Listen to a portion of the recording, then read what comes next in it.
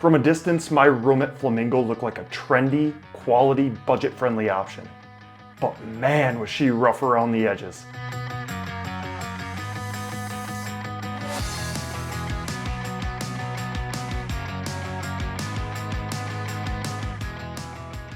I booked a Strip View Flamingo Room, which was renovated as part of a $156 million project that wrapped up in 2018. The room was complimentary thanks to my gambling activity within the Caesars Rewards loyalty program and is a rung above Flamingo's baseline fab rooms, which are the most dated and cheapest rooms in the resort. I was still on the hook for the resort fee plus tax, which amounted to $50.96. Caesars has yet to adopt mobile check-in, so I decided to give the self-serve kiosk a shot, and that was thankfully a success. On the way up to the room, I noted that elevator lobbies and hallways were a little bit bland, dingy, and cheap feeling. Nothing wrong with them necessarily, just weren't that exciting.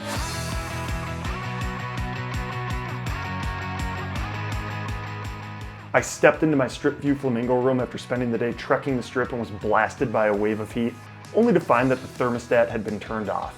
Not sure if that's standard practice or not, but it wasn't a pleasant first impression. Once I got the cold air flowing, I had a chance to assess the room, and from a distance, I thought she was a pretty fashionable room for a low to mid-tier property.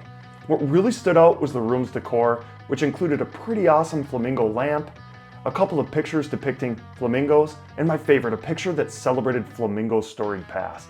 The carpet was clearly fresh and in great shape from what I could tell, and built into the bedside tables were both traditional outlets and USB ports, and that bed provided a pretty comfortable night of sleep.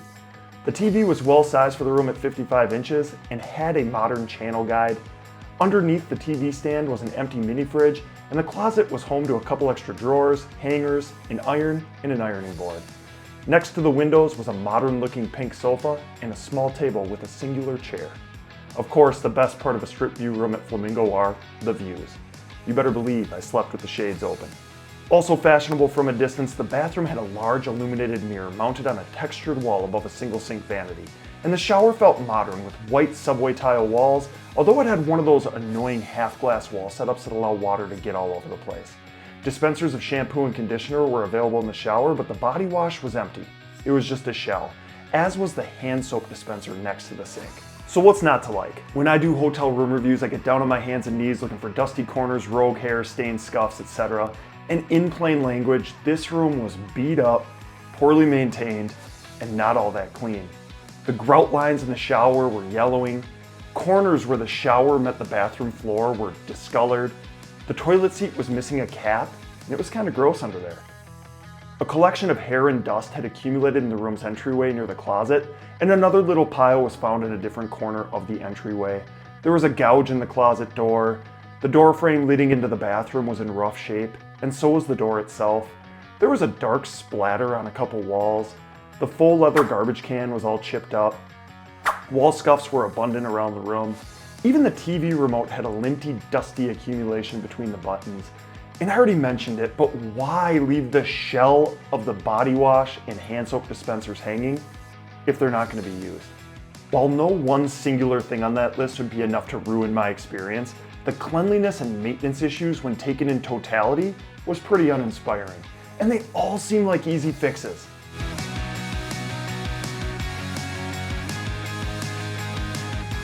Shifting focus to the broader resort experience at Flamingo. If you want center strip location, Flamingo is going to be tough to beat, as it is steps away from other resorts, and even the Link Promenade, which is home to an array of bars, restaurants, and activities like the High Roller Observation Wheel and Fly Link Zipline.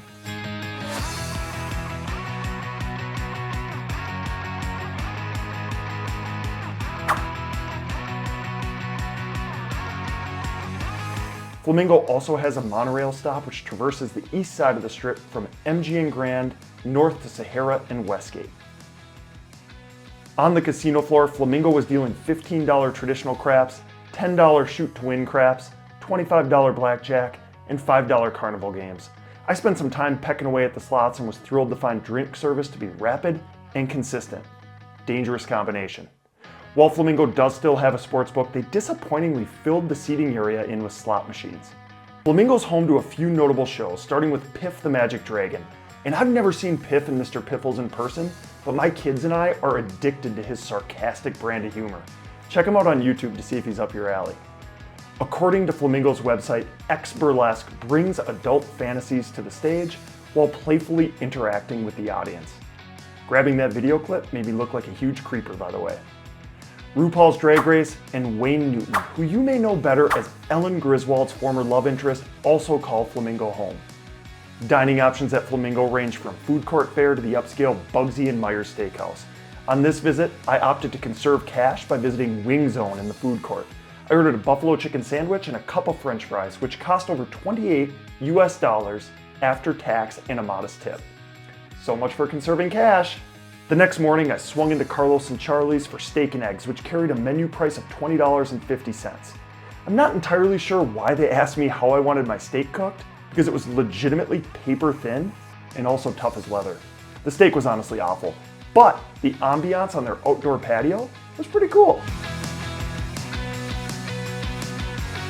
The Count Room Speakeasy entrance is located near the food court, and the bar boasts an elegant 1920s era vibe. Stop in on Friday or Saturday night to see the Moonshiners perform modern songs in a Prohibition era style. It's free and a great show. Although it smells like death, Flamingo's wildlife habitat is a great spot to cool off after taking it on the chin on the casino floor. There are fish, fowl, that's a fancy way to say birds, waterfalls, fountains, and obviously a flock of flamingos. Just make sure you breathe through your mouth. Flamingo's Go Pool was an upbeat atmosphere that I found to be one of the most photogenic pool scenes in all of Vegas. Yeah, I said was because a week after my stay, they shut the pool down and demolished it. Something new coming in 2025. This would be a nice, trendy, budget-friendly hotel room if Flamingo homed in on basic maintenance and cleaning. The furniture, the artwork, the fridge, the TV, the view, the room in general is great until you realize how beat up and dirty it is. Just kind of takes the wind out of a guy's sails, you know? A little paint and elbow grease would go a long way, and it wouldn't be a heavy lift to get this room up to par. Flamingo is an iconic resort on the Las Vegas Strip, first opening for business in 1946, and the history nerd in me wanted to like my experience so badly. At the end of the day though, I think I like the idea of Flamingo a lot more than the actual Flamingo. Hey, thanks for watching. My name is Jake with Stalking the Strip, and my brother Ike and I have the intent of taking you inside attractions and hotel rooms in Las Vegas and giving you the real story. If that's of interest, make sure you subscribe to our channel, and if you have an experience at Flamingo, good or bad, make sure you leave it down below in the comments. I'd love to hear from you.